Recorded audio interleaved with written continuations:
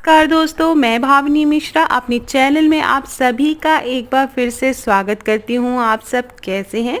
इस वीडियो में मैं आपसे शेयर करने जा रही हूं कामिका एकादशी की पूजा का शुभ मुहूर्त, पारण कब करना है, 2020 में कामिका एकादशी कब है और इसका महत्व क्या है, पूजा विधि क्या है और अंत में मैं कथा सुनाऊंगी कामिका एकादशी की, जिसके सुनने से बहुत ही पुण्य की प्राप्ति होती है। तो चलिए वीडियो शुरू करते हैं। श्रावण मास के कृष्ण पक्ष की एकादशी तिथि को कामिका एकादशी के नाम से जाना जाता है। इसे पवित्रा एकादशी भी कहते हैं। इस वर्ष कामिका एकादशी 16 जुलाई 2020 दिन गुरुवार को पड़ रही है। इस बार कामिका एकादशी विशेष है क्योंकि यह भगवान विष्णु के लिए समर्पित दिन गुरुवार को ही है।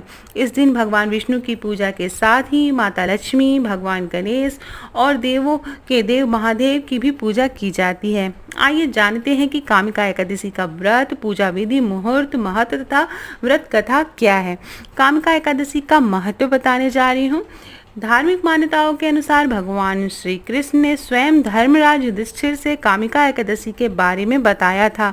उन्होंने कहा था कि कामिका एकादशी का व्रत रखने से व्यक्ति को अश्वमेध यज्ञ कराने के बराबर पुण्य मिलता है, व्यक्ति को मोक्ष की प्राप्ति होती है, भगवान श्री हरि विष्णु की कृपा प्राप्त होती है।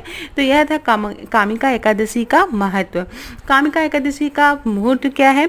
सावन मास के कृष्ण पक्ष की एकादशी तिथि का प्रारंभ आज रात से ही शुरू हो जाएगा। 10:19 पर शुरू हो जाएगा, जो कि 16 जुलाई 2020 को दिन गुरुवार के देर रात 11:44 तक रहेगा।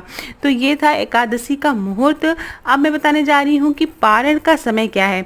एकादशी व्रत रखने वाले को व्रत का पारण सूर्योदय के बाद तथा द्वादशी तिथि के प्रारंभ से पूर्व कर लेना चाहिए। ऐसे में कामिका एकादशी व्रत का पारण का जो समय है वह 17 जुलाई दिन शुक्रवार को प्रातः 5:57 से लेकर 8:19 तक है। 17 जुलाई को 5:57 से लेकर 8:19 के बीच में आपको पारण कर लेना है। अब मैं आपको बताने जा रही हूँ कि कामिका एकादशी का व्रत और पूजा विधि क्या है। कामिका एकादशी के दिन प्रातःकाल स्नान करना चाहिए। स्नान करने के बाद स्वच्छ कपड़े धारण करने चाहिए। उसके बाद भगवान श्री हरि विष्णु का ध्यान करके कामिका एकादशी व्रत और पूजा का संकल्प लेना चाहिए। इसके बाद भगवान विष्णु की अक्षत, चंदन, पुष्प, दीप आदि से पूजन करना चाहिए। फल एवं मिठाई अर्पित करना चाहिए। विष्णु जी को मक्खन मिश्री का भोग लगाना चाहिए। तुलसी दस अवश्य चढ़ाना चाहिए।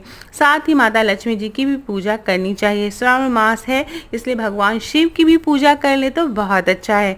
इसके पश्चात कामिका एकादशी व्रत की कथा सुनी चाहिए, जो कि अभी मैं वीडियो के एंड में आपको सुनाऊंगी। पूजा के अंत में भगवान श्री विष्णु जी की आरती करनी चाहिए। इसके बाद दिन भर फलाहार करते हुए भगवत वंदना करनी चाहिए। शाम को संध्या में आरती करनी चाहिए, विष्णु भगवान जी की आरती। ओम जय जगदीश हरि भी आप कर सकते हैं। अगले दिन पारण से पूर्व भगवान को अर्पित वस्तुएं ब्राह्मण को दान करनी चाहिए। इसके बाद पारण करके व्रत पूर्ण करना चाहिए। तो ये पूरा व्रत की पूजा विधि है। अब मैं आपको कथा सुनाने जा रही हूँ, कामिका एकादशी की व्रत कथा। प्राचीन काल में किसी गांव में एक ठाकुर रहता था। एक दिन ठाकुर की एक ब्राह्मण से कहा सुनी हो गई। तकरार बढ़ने पर ब्राह्मण ठाकुर के हाथों मारा गया। ब्राह्मण के मर जाने से ठाकुर को ब्रह्म हत्या का पाप सताने लगा। ठाकुर ने गांव के ब्राह्मणों से ब्रह्म हत्या के पाप से छूटने का उपाय पूछा। ब्राह्मणों ने उसे कामिका एकादशी का व्रत करने की सलाह दी। ठाकुर ने वैसा ही किया। रात्रि में जब वह भगवान की प्रतिमा के पास शयन कर रहा था तो स्वप्न में भगवान के दर्शन देकर उसे ब्रह्म हत्या के पाप से मुक्त कर दिया। ठाकुर ब्राह्मण की 13वीं करके ब्रह्म हत्या के पाप से मुक्त होकर विष्णु लोक चला गया।